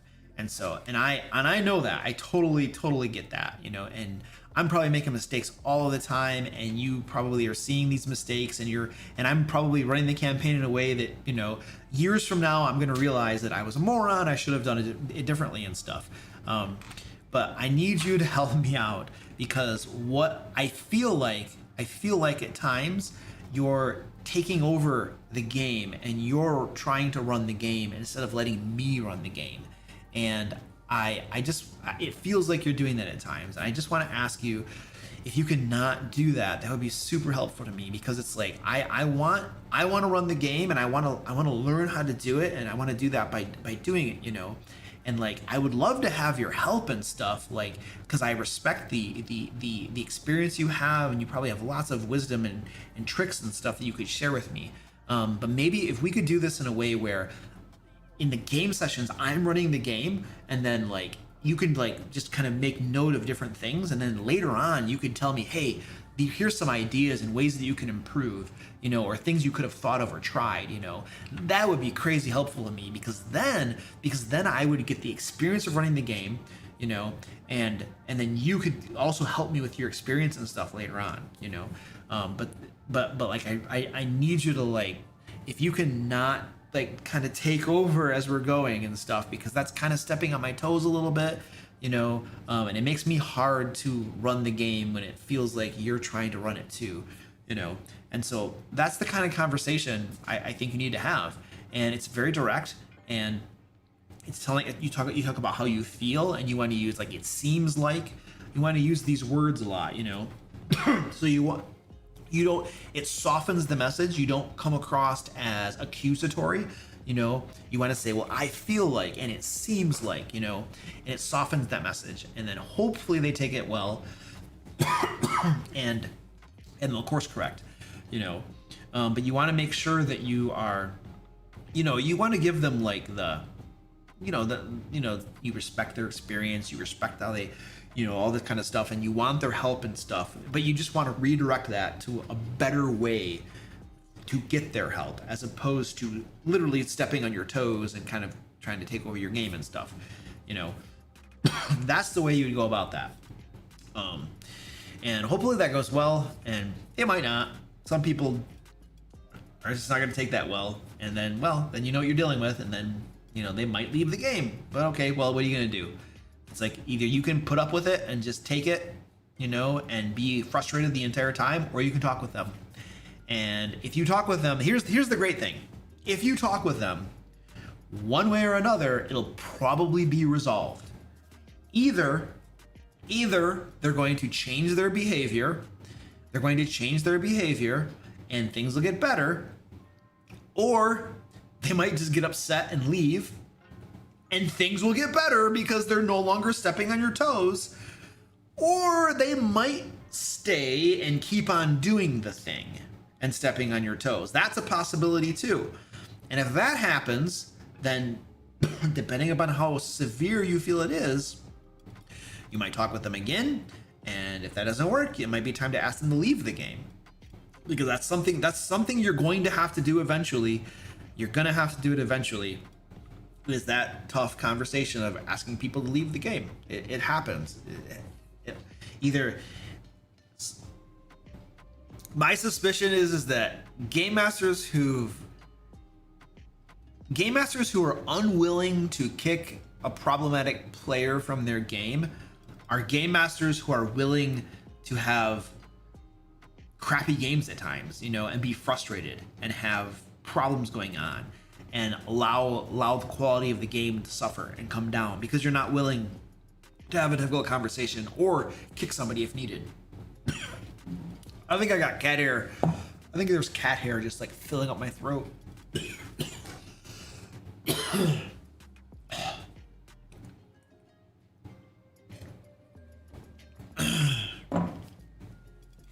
You're very welcome, Jenna.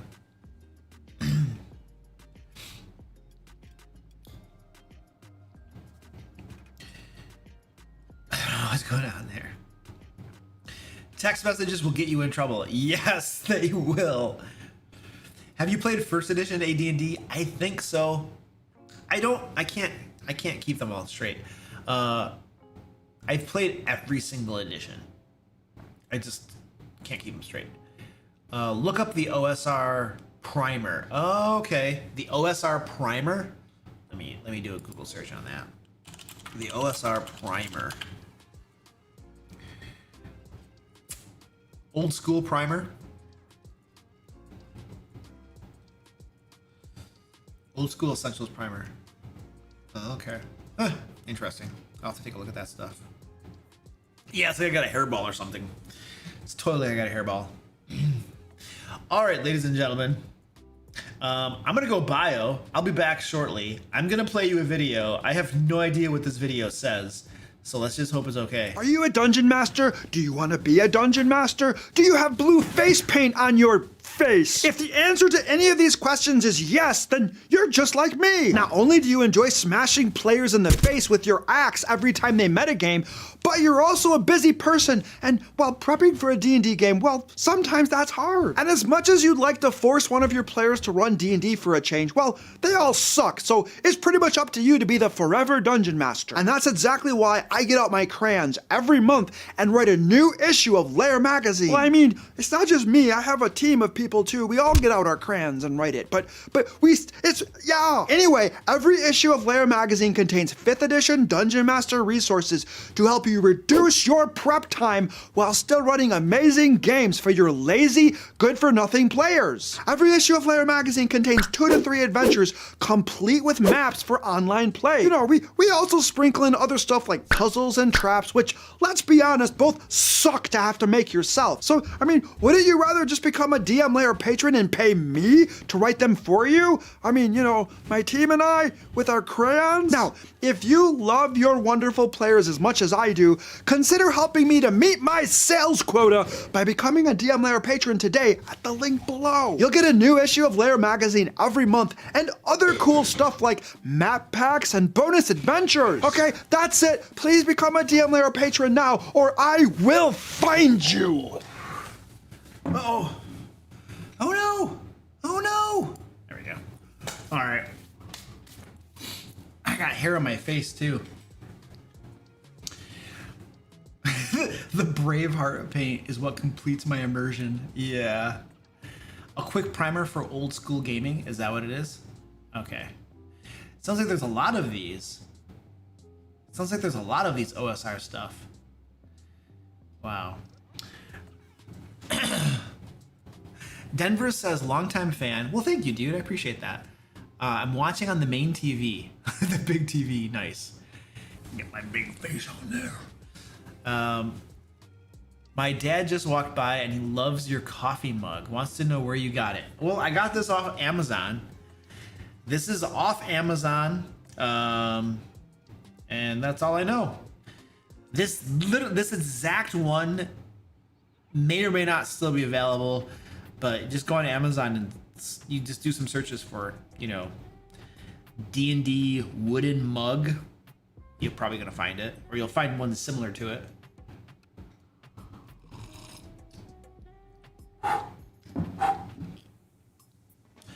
Jay says, I bought LED lights for my IKEA shelves because I like the look of Luke so much.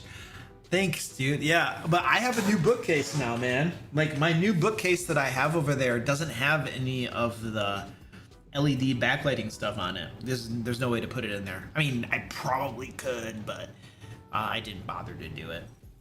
So I've changed things around.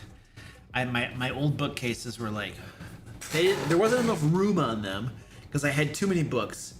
But also, my wife was like, hey, these old, we had just gotten like the new flooring down here. We got our carpet out and got new flooring. And my wife is like, you know what would look really cool? If you got new furniture that looked nice too. Because I was using a whole bunch of old crappy furniture. And she's like, you should get new bookcases and stuff that looks really nice and not put up these crappy white ones from Walmart. Ours were, the ones I was using were from Walmart. She's like, you should get nice ones. And I was like, oh, that's probably a good idea. And so we got some nice ones now. I mean, they're from IKEA, but they're exactly what I wanted. They're like exactly perfect. So.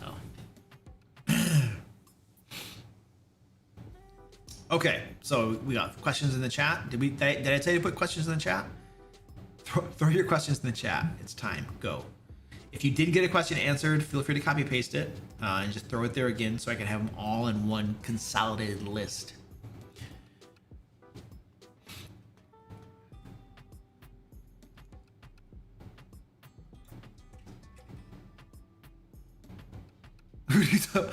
What is Copper's like everyone poops? What does that mean?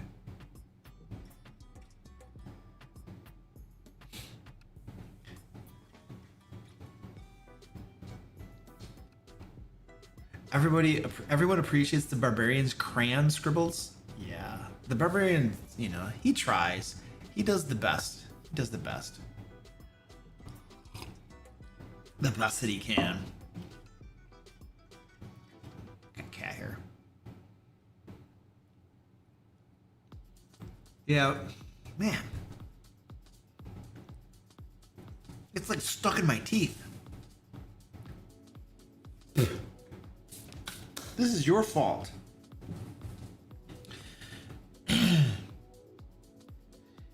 Luke said he had too many books. Yeah, I have too many books. They don't fit on my shelves. I have to take books to Goodwill and give them away.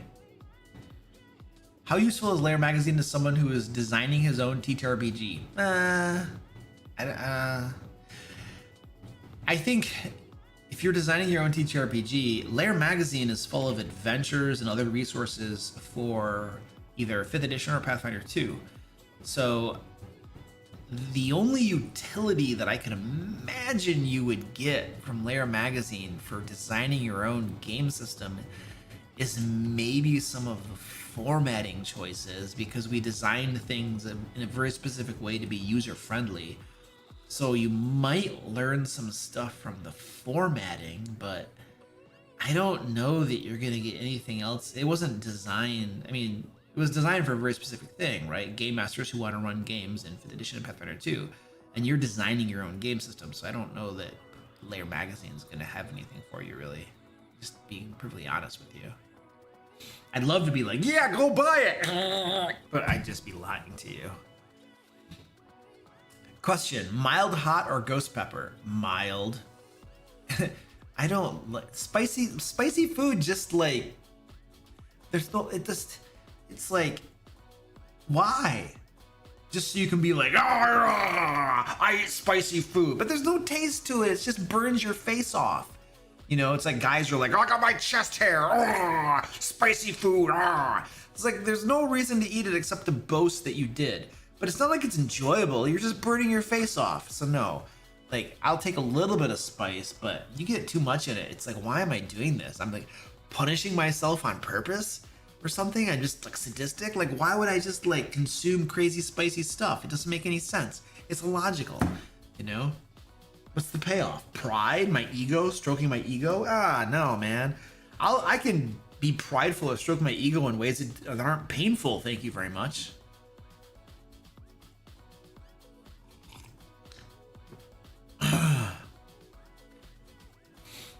Oh, I'm sorry to hear that, Dirty White Yama. That's sad. I'm sorry.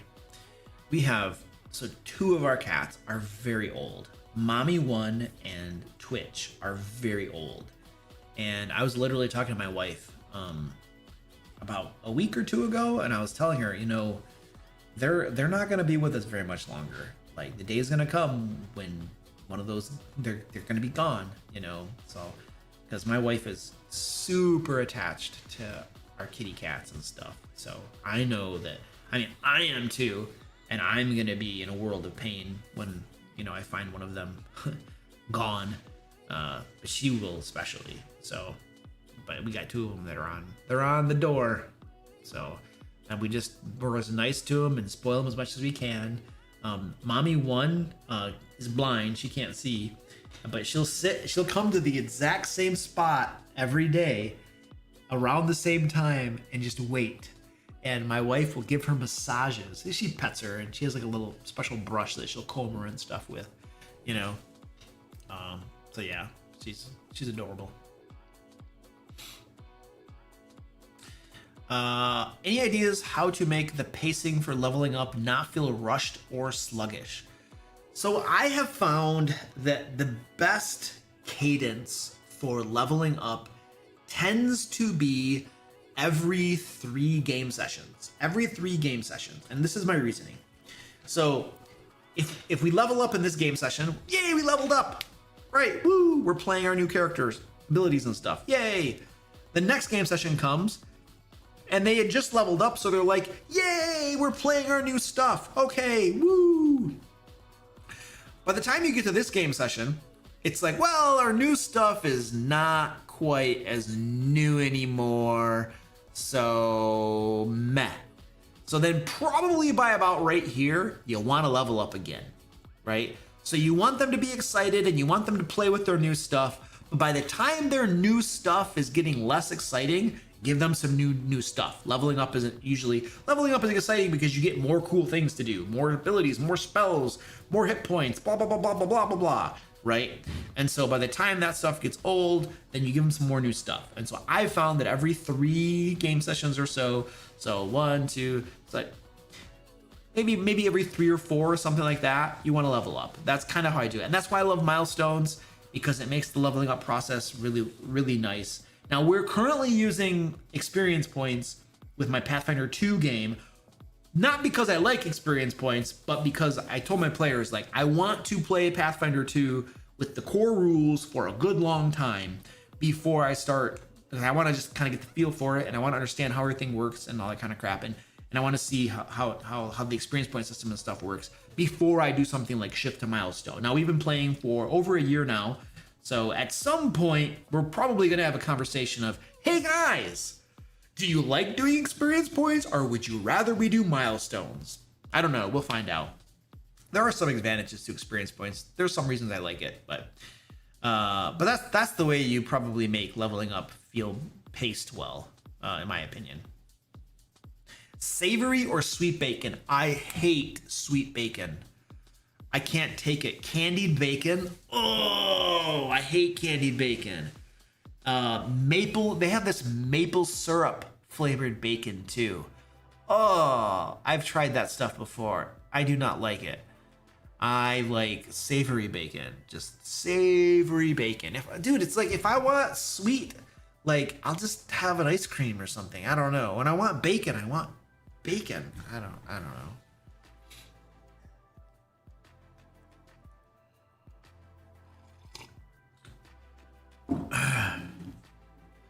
Good spicy food has taste in the back of it. Oh yes, spicy food does make you clear your sinuses. That's totally true. Tristan says, I've been watching your videos for a bit now, new to D&D, been DMing for a year now. Any advice for running a train robbery scene? Who's doing the robbing, Tristan? Are your players doing the robbing, or are they on the train while it's being robbed? That's the question. Because you have, if they're doing the robbing, then you want to run a heist, essentially. A heist or a, oh gosh, what's the other one? It's related to a heist, but it's not technically a heist. I forget the name of it. There's a technical term for it, but it's related to a heist, but it's not exactly a heist. A heist involves lots of planning and upfront work where you get a bunch of information and you develop a plan.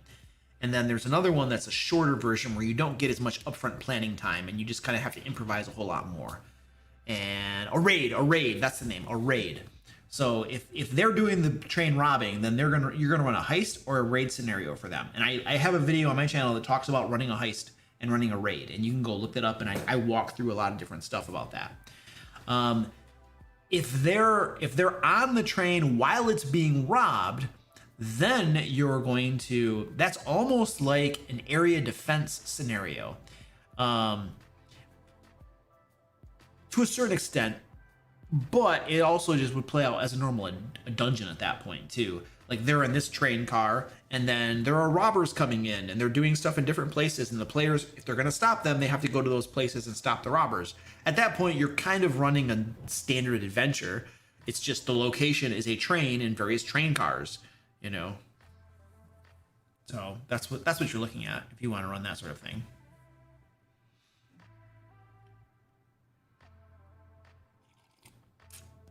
How do you find new people to play D&D with? Hey, you want to like get out of my way, buddy? Yep.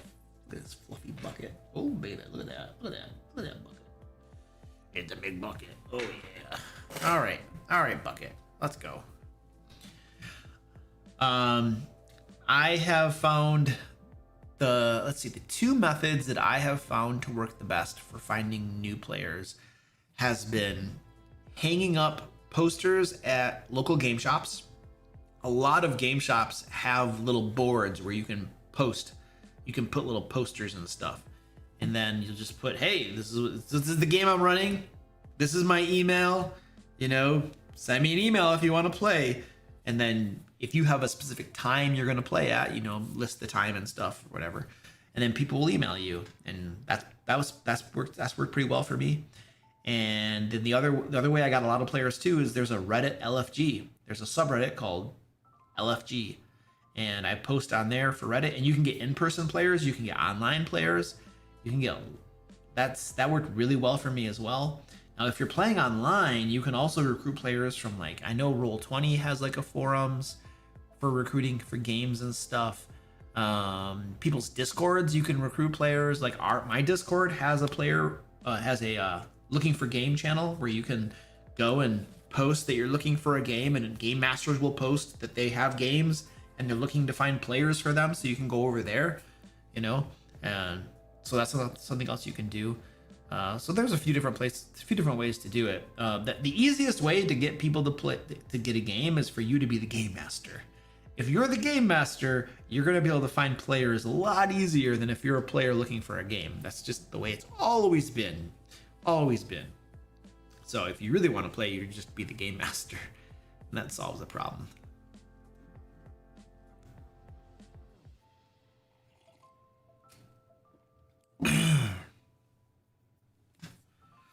The Dreams God wants bacon now. You're going to Chicago next week. What is Chicago and bacon? Why are those correlated?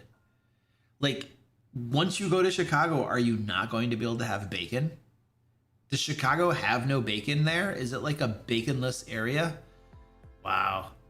I literally, I avoid driving around. Like, Illinois is one of those states where I avoid driving into. Like, I literally will try to plan my trips so that I don't have to drive through Illinois. They have really crappy. Well, they don't have concealed carry. They can't do concealed carry, and so it's like, oh my gosh, how am I gonna drive through this state? It's so sucky. So usually I try to drive around it, so I don't have to screw with their bullcrap laws. But anyway, bacon sounds good. I don't have any bacon. I have no bacon. Which dragon do you think is the most fun to run? I don't know. I have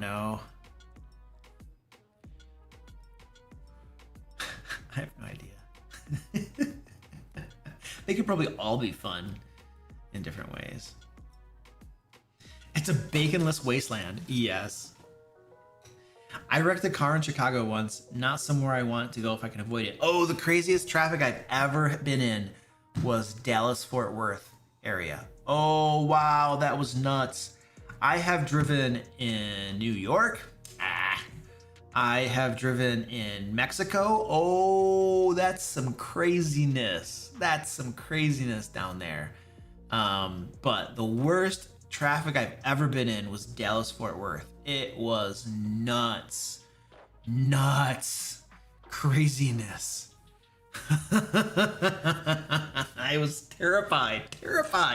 I never get nervous driving, but I was terrified. I'm like, well, first of all, I had a rental car, and usually a rental car is not a problem. I'm like, I'm a guy, I'll figure this out. It's not a problem. But I had a Jeep Wrangler, but it was one of the Jeep Grand Cherokee. No, it wasn't a Grand Cherokee. It was a Jeep Wrangler, but it was a big one. And so it was big, It took up the whole lane. And then the steering was very loose, Like, you have to turn it a lot. It was, and so I'm like, 5-6 lanes of traffic, crazy town. I got this big vehicle, and the steering wheel doesn't react the way that I'm accustomed to steering wheels reacting. And I'm just like, this is terrifying, man. I don't want to be here. I did not like that. Now, if I had a normal car, I'd probably feel okay. But with that thing, oh man, that was terrifying. Did not like that. Big cars in traffic suck no matter what. Yeah. Jeez, man. Atlanta? Really? Atlanta was really bad for you. Oh, interesting. I don't think I've ever been to Atlanta. I don't think I've ever been there. No. Brittany says, I think it was you with the advice to have a wait list for players to jump in when you have open slots. Yes.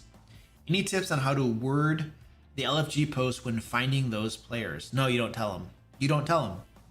This is what you do. You just make the LFG post. You make the post. You put the poster up at the game shop. And then when somebody reaches out, you say, oh, hey, I'm sorry. The game is already filled up. However, I do have a wait list. And I can put you on the wait list. And this is the way it works. When a regular player can't join the game, you can come play for that game session. And then if we do have a player that leaves permanently, you know, that'll open up a slot that you could join. And that's what you tell them. And I call this an on-call group. So the way this works then is that it's beautiful because when a player is not at a game session, you invite that person to play and they play once with no expectations of ever returning maybe, you know, because they only get to come play when there's an opening in the game for that one session. And they come and play and you and your other players get to see what they're like as a person and as a player.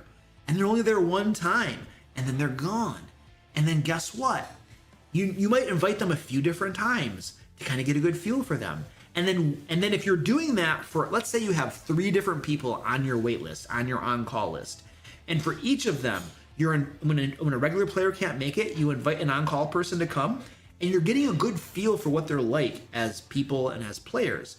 And then when a slot does open up, then you're like, okay, we got these 3 on-call people, these 3 waitlisted players, and then I would most likely, I might unilaterally do it because I wanted to, but I might also have a conversation with my other players and be like, because my players and I are friends now, right? And I'd be like, hey guys, you know, Joe Schmo, whatever left, and now we need to get a new player, and I got these 3 people, they've all played with us. What do you guys think? Is there a strong standout for who we should invite? Like, you know, and they'd be like, oh yeah, dude, Sally was amazing. Let's bring Sally in. Okay, cool. Well, then let's go invite Sally. And then Sally comes in. Because the thing is that you might have a person, let's say his name is Jim, and he comes to play for one game session, and oh, it's a train wreck, and you all hate this guy, right? And you never want to play with him again. Well, that's okay. That's great. He's on your wait list. He played for one game session, and now you know. If a permanent slot opens up, you do not invite Jim. Sorry, Jim. It's not happening. That is the beauty of an on-call list. The beauty of it. Absolute beauty of it. So strongly recommend, you know, if the opportunity arises, you can do that, do that. But you just make the post and then you just tell people, oh, I'm sorry, we're full. I can put you on the wait list though. Boom, there you go. And then you got a wait list and you just keep a wait list going. I had a game poster up at a game shop for like a year after my group was full. And every so often I'd get somebody emailing me and I'd be like, oh, you know, we're full, but I'll put you on the wait list. And then I developed a wait list, you know, and I had waitlisted, that was working beautifully, you know, until COVID happened and then my whole on-call system kind of fell apart and stuff. It's nice. I have 2 of my players that I met at a convention, a local convention, and that's how I met them, and now they're playing with me. So that worked really well. Oh yes, Trinda, thank you. The Questing Beast with Ben. Yeah. Well, Ben also did his own Kickstarter called Knave, which, if I'm not mistaken, is an OSR game system, right? Isn't that what Knave is? I'm pretty sure that's what it is. So, but yeah, I'm familiar with Ben. Yeah, he's a cool dude. I met him in person a couple times. It was, I met him at Gen Con last year, and then where else did I see him? It might have been at GaryCon or something. I can't remember exactly. I think he was at GaryCon this year. I think. I'm not totally certain though. So, Knave is basically OSR. Yeah, that's cool. You've heard Knave is a good one? Yeah, that's cool. I might start there. Who knows? Once I decide to do that stuff, we'll see.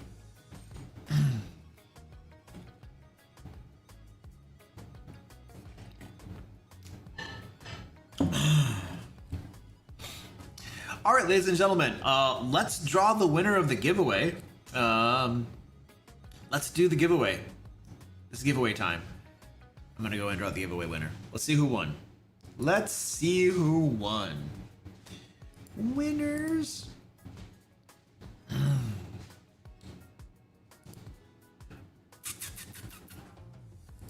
Here we go. Hey! Israel! Israel!